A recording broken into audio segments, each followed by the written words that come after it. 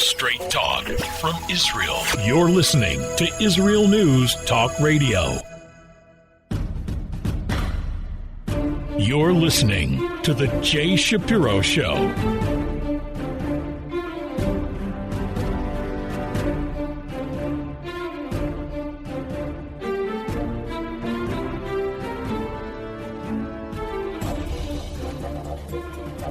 Hello again, this is Jay Shapiro. Thanks for listening. The change in administrations in the United States has presented a number of serious challenges to the state of Israel. These are challenges that did not exist during the Trump administration. And these potential problems may come to a head within a short period of time. And there will be a showdown that will be critical to the relationship between Israel and the present administration. The first challenge will have to do with the fact that this administration has resumed giving millions of dollars to the Palestinian Authority, which, as we know, is simply a terror-supporting institution. Much of the money that the Palestinian Authority gets goes to pay for the salaries of terrorists and the families of terrorists. This is a known fact. Another stumbling block in the relationship between the Biden administration and Israel is the fact that the PLO headquarters that Trump had removed from Washington is now being returned, which gives further legitimacy to the terrorists. That's the first challenge. The second challenge is the fact that the Biden administration is seeking to return to the Joint Comprehensive Plan of Action nuclear deal with Iran. Along these same lines, the administration announced that it was returning to the hostile UNHRC organization, which is a United Nations organization that's openly unfriendly to Israel. Also, a number of persons from the Obama administration who are openly hostile to Israel have returned to positions of responsibility in the Biden administration. The bottom line is that in the first few months of the Biden administration, all the signs indicate that the warm feelings between Israel and the United States that developed during the Trump administration, such as moving U.S. embassy to Jerusalem, are being replaced by the cold wind that blew toward Israel during the Obama administration. Our government has to tread carefully in the upcoming months. I'll be back after the break.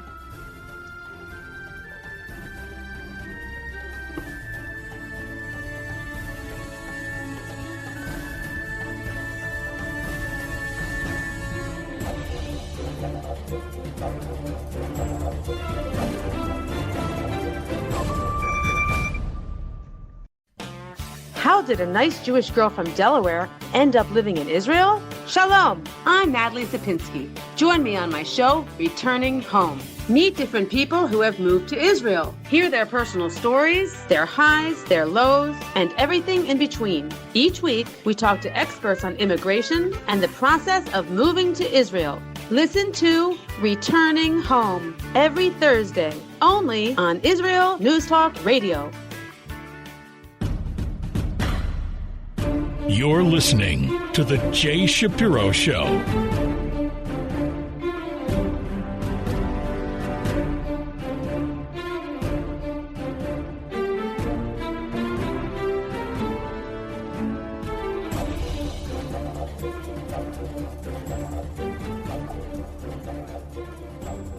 You're back with Jay Shapiro.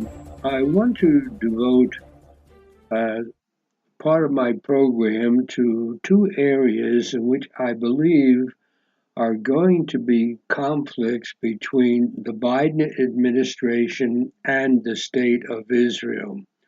One is the apparent desire of the American administration to again support the Palestinian Authority, and I'll say more about that in detail in a few moments. And the other is the issue of the United States trying to get back into the nuclear agreement with Iran, both of which are dangerous to Israel. So first about the Palestinian Authority. The United States State Department announced last week that the Biden administration intends to distribute $235 million in aid to the Palestinians. Reportedly, this is being done, in their words, to regain their trust and goodwill after the Trump-era cuts. The assistance package is set to take effect on April 10th, last week. That decision is shameful, illegal, and immoral, and the truth of the matter is that the American Congress should not allow it to happen. It is shameful to blame the Palestinians' loss of aid on former President Trump. It was not Trump, it was Congress who set the conditions for Palestinian aid. And it was the Palestinians, not Trump, who violated those terms with impunity. It is illegal for the Biden administration to restore aid because every year since 2014, the United States has made clear in an annual appropriation legislation, which is adopted by a massive bipartisan majority in Congress each time, that if the Palestinian Authority were to initiate an international criminal court investigation, or so long as they were actively supporting such an investigation, the United States would cut funding to the Palestinian Authority. This is a legal requirement. It was confirmed again very recently by a strong bipartisan majority in what's called the Consolidation Appropriations Act of 2021 in the U.S. Congress. Despite these clear and repeated warnings, the Palestinian Authority did initiate and continues to openly and officially support just such an investigation by the International Criminal Court. By law, the Palestinian Authority must be held to account for the willful disrespect of and disregard of American laws. Anything else reflects the soft bigotry of low expectations. In other words, those who in the Biden administration seem to think that the Palestinians do not have to meet the standards of other decent nations. Restoring aid is actually immoral because the Biden administration knows exactly what the Palestinian Authority does with its international aid money. In a recent non-public report to Congress, the administration confirmed that the Palestinian authorities continue to use money to pay stipends through its official Martyrs Fund. They give money to murderous terrorists and their families. For example, the Palestinian Authority spent at least $151 million in 2019 on its pay-to-slay program, and at least $155 million in 2020 in its pay-for-slay program. The fact that this program is codified in Palestinian law, including that deadlier attacks get more money, thereby incentivizing bloodshed, is just a terrible situation and should not be supported. Back in 2018, Congress passed an overwhelmingly bipartisan law called the Taylor Force Act, which prohibits the U.S. government from resuming Palestinian aid until these payments to terrorists are stopped. Who was Taylor Force, the one who this was named after? Taylor Force was a U.S. military academy graduate and a veteran of both Afghanistan and Iraq. In 2016, he went on a school trip to Tel Aviv and he was stabbed to death by a terrorist. The Palestinian Authority labeled his killer a heroic martyr and the murderer's family began to receive their regular payments alongside all other glorified killers.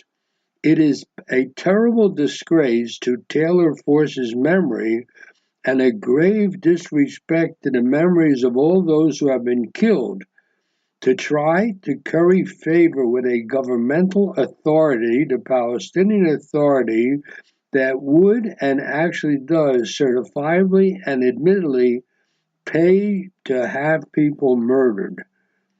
Now, what's going to happen is that the Biden administration will likely try to skirt the law by supplying the aid to civic groups instead of to the Palestinian Authority directly.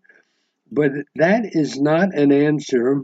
It is an excuse, and it's not an answer for two reasons. First, the law prohibits any funding that directly benefits the Palestinian Authority, and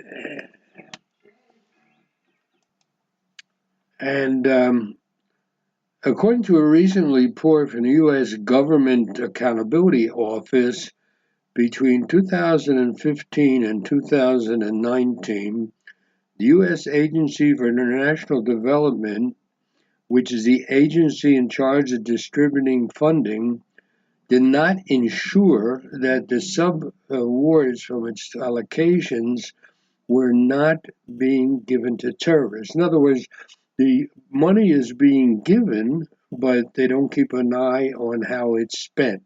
That's why more than a dozen organizations and more than 24 members of Congress sent letters to President Biden and Secretary of State Blinken urging them not to let the American people down by rewarding those who disrespect and devalue our very lives.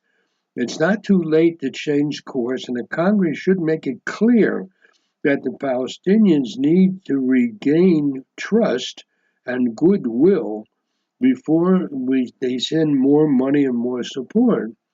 At the very least, the Biden administration should be absolutely sure that they will not use the aid to pay the murderers of innocent Americans and Israelis, of anybody in this thing. And that is a situation right now.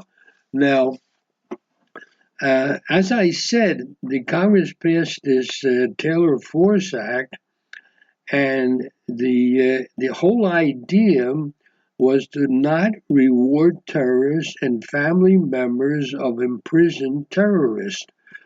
The legislation clearly expressed goal is to deny the Palestinian Authority funding until it stops their program of paying for the murder of civilians. And the Palestinian Authority calls various killers martyrs, and they are venerated throughout the Palestinian territories. The Taylor Force Act requires the Biden State Department to issue a report to Congress for acts of terrorism. Despite the report's conclusion that the Palestinian Authority has not terminated payments for acts of terrorism and has not taken any steps to counter incitement, the administration report states that the Biden-Harris administration has made clear its intent to restart assistance to the Palestinians in the West Bank and Gaza. Now, what's interesting is that the Biden administration is now claiming it can restore funding to the Palestinian Authority without violating the Taylor Force Act, because it claims its goal is to provide humanitarian assistance to rebuild trust with the Palestinians, which claimed that the trust was undermined by the Trump administration.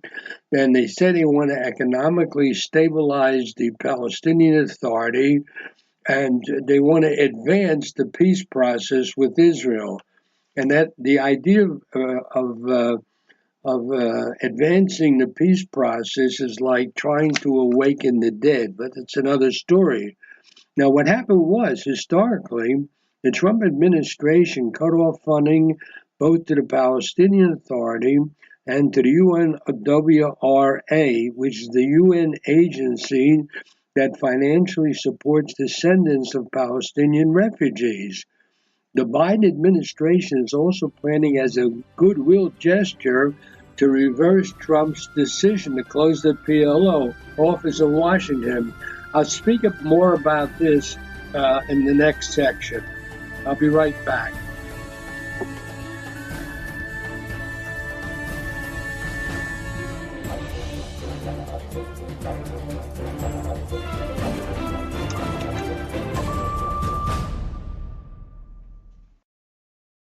Shalom, everybody. Making a difference often takes just one moment and one person at a time. I am Orly Benny Davis, your show host on Israel News Talk Radios from Jerusalem with Love. You'll be hearing people talking about politics, religion, social issues, and making a better tomorrow. Join me, Orly Benny Davis, for God and Country. From Jerusalem with Love. Wednesdays on Israel News Talk Radio. You're listening to The Jay Shapiro Show.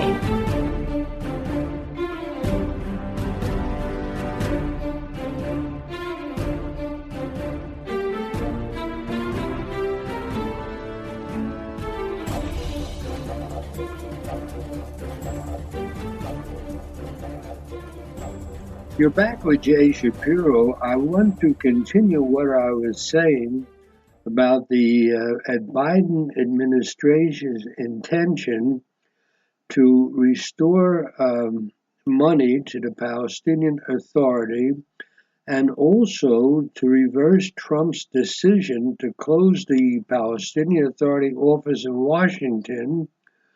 For the reason it was thrown out by Trump was because they wanted to essentially, the Trump administration wanted to tell the Palestinians that if you're going to continue to pay terrorists, then we're going to kick you out of Washington, which they did.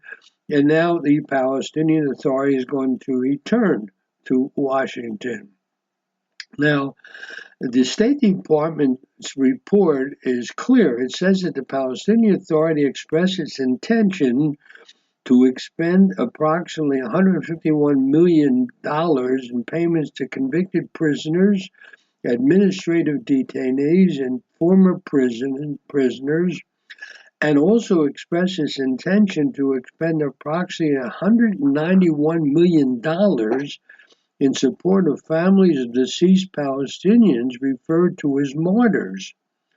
In November 2020, Palestinian Authority President Mahmoud Abbas said they would remain loyal to the souls of martyrs, the blood of injured, and the suffering of prisoners. We will not abandon them. That's what the head of the Palestinian Authority said about the families of the killers. Now, the perverse incentive used by the Palestinian Authority is that the more gruesome and worse the attack, the more money the imprisoned martyr and his family receives through the Palestinian Authority so-called Martyrs Fund. And as I said, the Palestinian Authority spends $300 million per year on pay for a slave. But interestingly enough, it only spends $220 million, that is $130 million less, for its other welfare programs for the rest of its citizens. In Washington, unfortunately, everything is seen through a political lens. Back in 2017, Senate Majority Leader at that time, Chuck Schumer, said Abbas has to stop making payments to terrorists. But now Schumer is in the party which controls the presidency and the House of Representatives, and there's a tie in the Senate which is broken by the vice president, who's a Democrat. So the question is, what will people like Schumer and his ilk, how will they treat this business? The the Palestinian Authority would like to create a legal fiction by distributing the money through the PLO and all kind of other names. But interestingly enough, Abbas is the president of both the Palestinian Authority and the head of the PLO. So it's interesting, by the way, for the first time in 16 years, the Palestinian people will now be voting for a new president and parliament. Abbas, who's the president, took office 16 years ago, and a term that was supposed to be 4 years. And like I said, he's now in the 16th year of the 4-year term. And if you look at the list of potential candidates, if you're looking for moderation, you won't find any. The leading candidates to be heads of the Palestinian Authority are trying to outdo each other with their non-conciliatory rhetoric and incitement of violence. Now, it's interesting.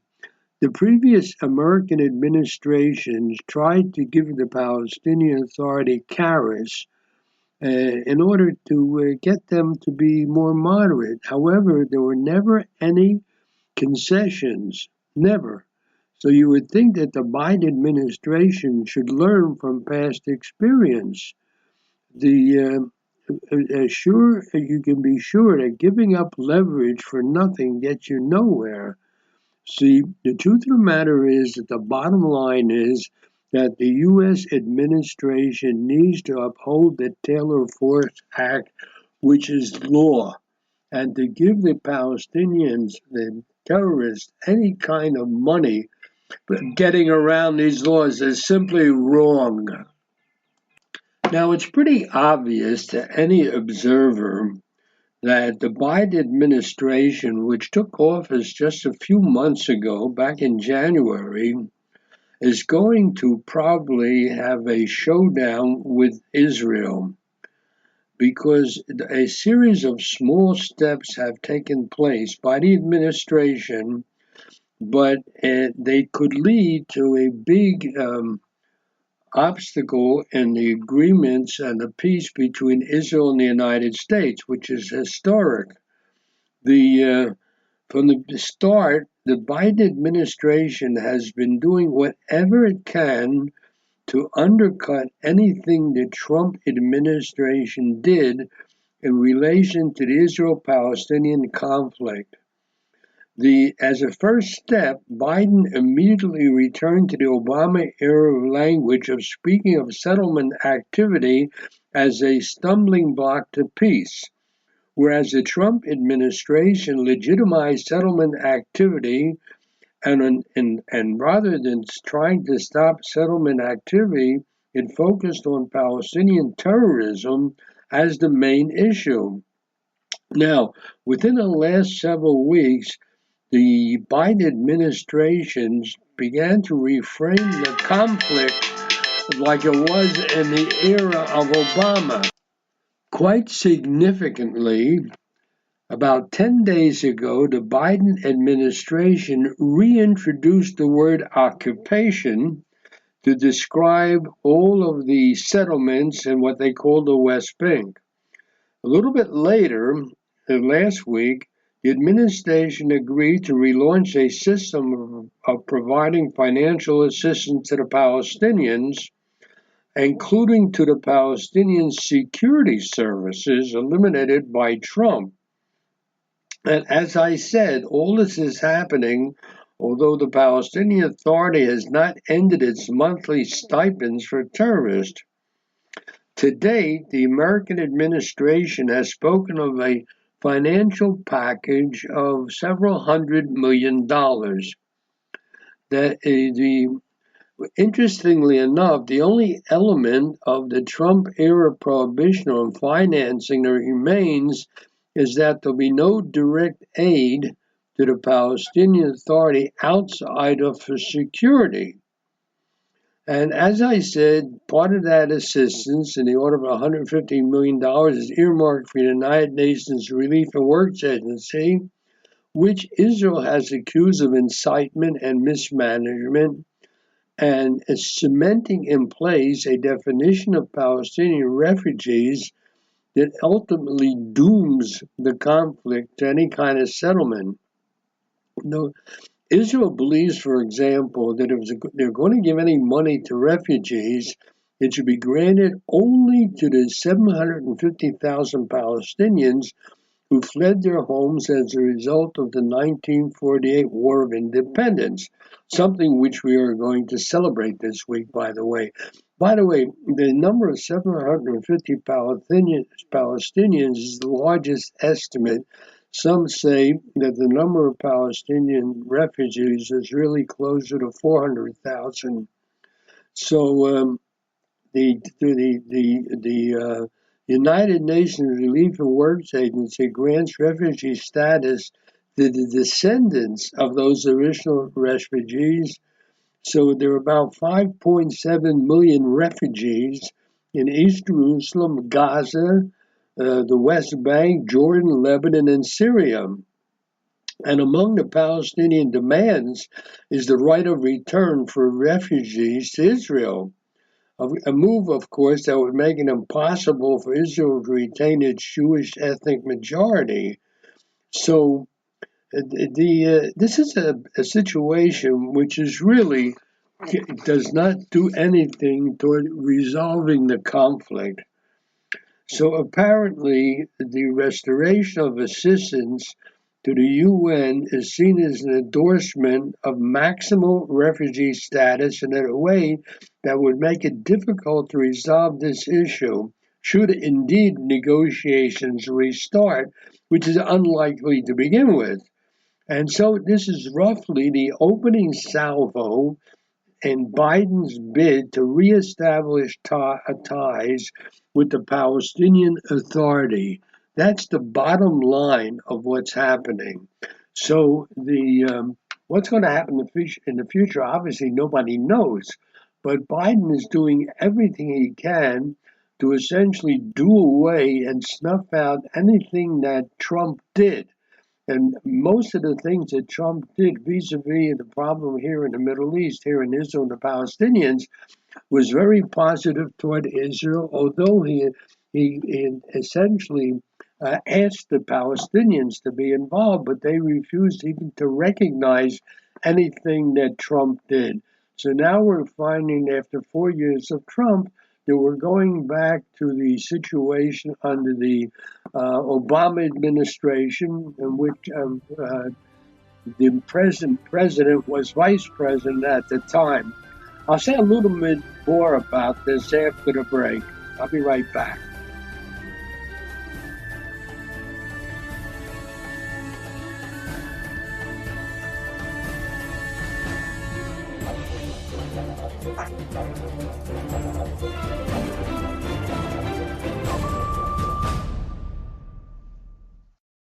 You're listening to Israel News Talk Radio.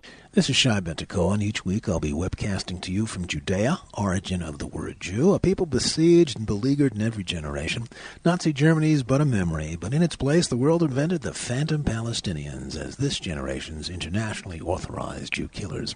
Tune in for a different slant on life in Israel, Phantom Nation, every Monday. Hi, I'm Rabbi David Aaron. The soul basics are the most profound, the most essential, and yet often the most neglected in our education. Join me for Soul Talk on Israel's News Talk Radio and discover the secrets to love, spiritual growth, and personal power.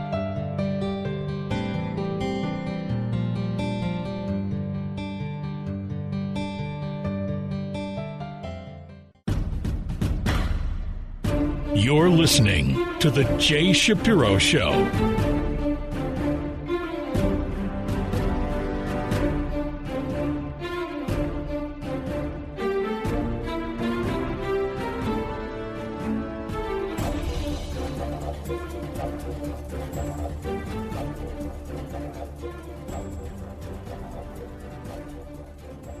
You're back with Jay Shapiro.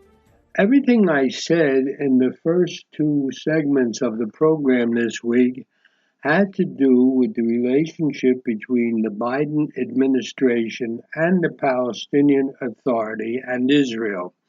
Now, as I said in the introduction, I want to say a few words about another very important topic, and that has to do with the Iranian situation vis-a-vis Israel.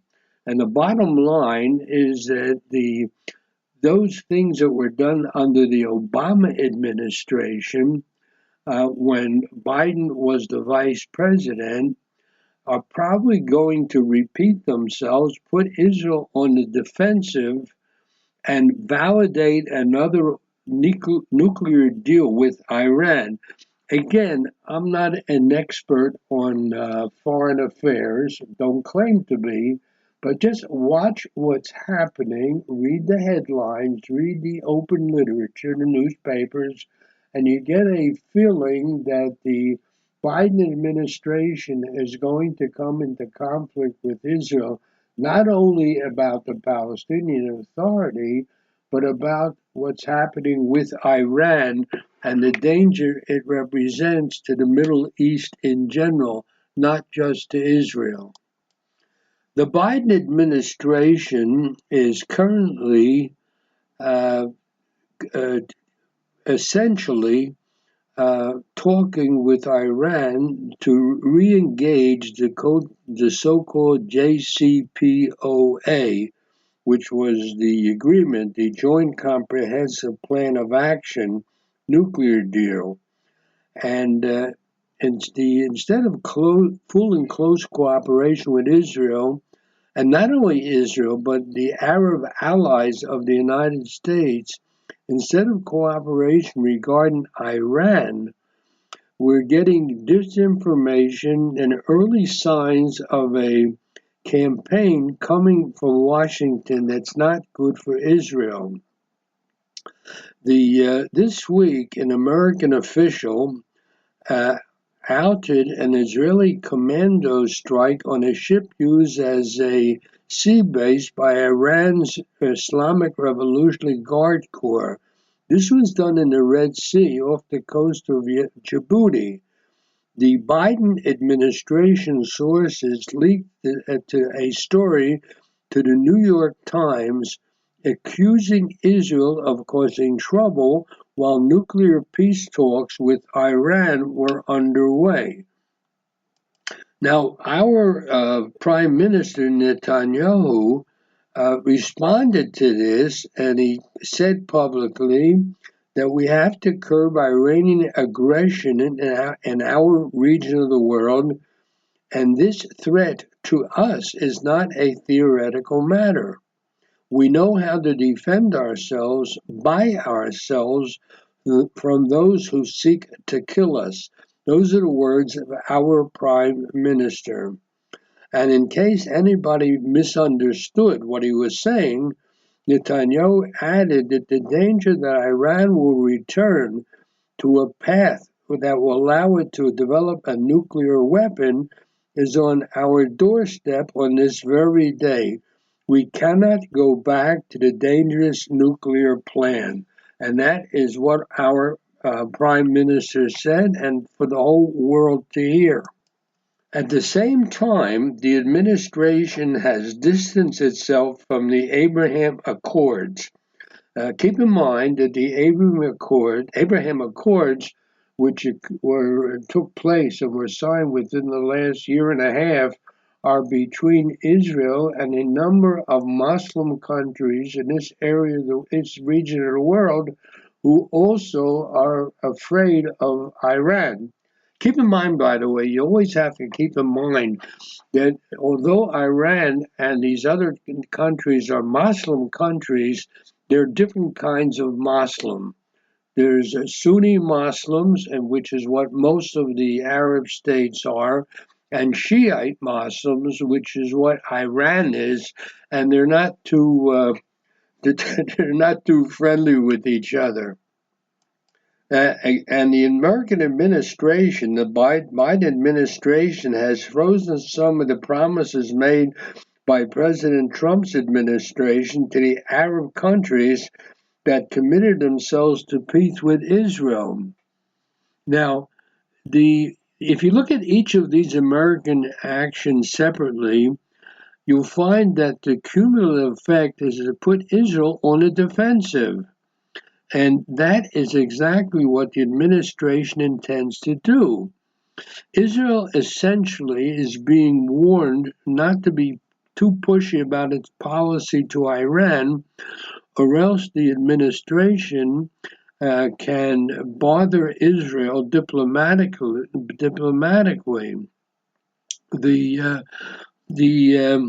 This week, the Secretary of Defense, the American Secretary of Defense, Lloyd Austin, came to visit Israel. He's here now while I'm doing this program. And he is supposed to be soothing the concerns of Netanyahu about what America is going to do vis-a-vis Iran. It's not at all coincidental that the first cabinet level visit of a Biden administration official comes at a time that talks with the Iranians are taking place publicly in Vienna. Now, the question is Austin authorized to discuss real policy with Jerusalem and not simply to warn Israel to back off? By the way, there are also signs of a defamation campaign coming from Washington. Someone penned, a gentleman named Joe Ciricione. He penned a news op, an NBC news op last week, in which he warned against the return of the old anti-Iranian deal coalition, including hawks in Congress, the leaders of Israel and Saudi Arabia, and by insinuations that evangelical Christians and American Jews whose money and influence could ruin everything for the Biden administration. So essentially, the Biden administration intends to warm up its relations with Iran, and it doesn't want anyone else, any other country, to upset these warming relations. And the warming relations includes returning to the nuclear deal. So essentially, the bottom line here is that if you look at the people that the Biden administration has assigned to deal with the Middle East, many of them are simply retreads of the old Obama administration, and that is not good news for Israel. So essentially, as I said at the beginning, these people are from the Obama administration, which is the administration that signed the nuclear deal with Iran, are now coming back under Biden to put Israel on a defensive. And the worst part of this has to do with renewing the nuclear deal with Iran, which is really not good to begin with. So that's the situation right now. So what I try to do in this week's program is to essentially evaluate as best as I could two areas where friction is going to grow between the U.S. administration, the Biden administration, and Israel. One is the relationship between the United States and the Palestinian Authority, in which the signs already are that the relationship is warming up, such as returning the Palestinian Authority office to Washington and renewing funding for those parts of the Palestinian Authority which are using the funding to pay for terrorists, to kill Jews and other people, of course. And that is one thing which is pretty much out in the open.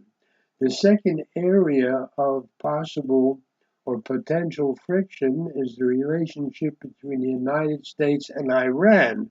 And Iran is a danger not only to Israel, but to the other Arab countries in the immediate area here in the Middle East.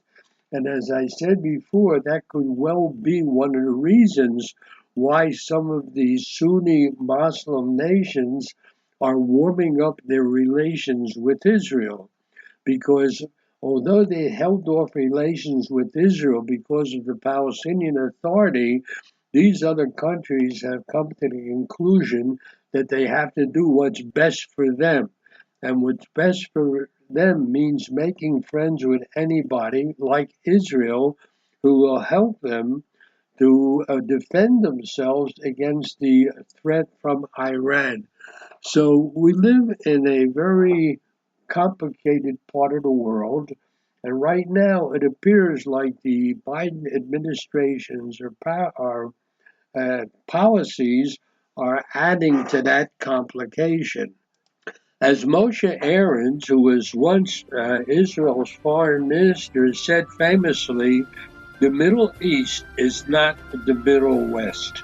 And that's something you have to keep in mind. Thanks again for listening. Take care of yourselves till we will have a chance to speak to you again. Dave Shapiro signing off.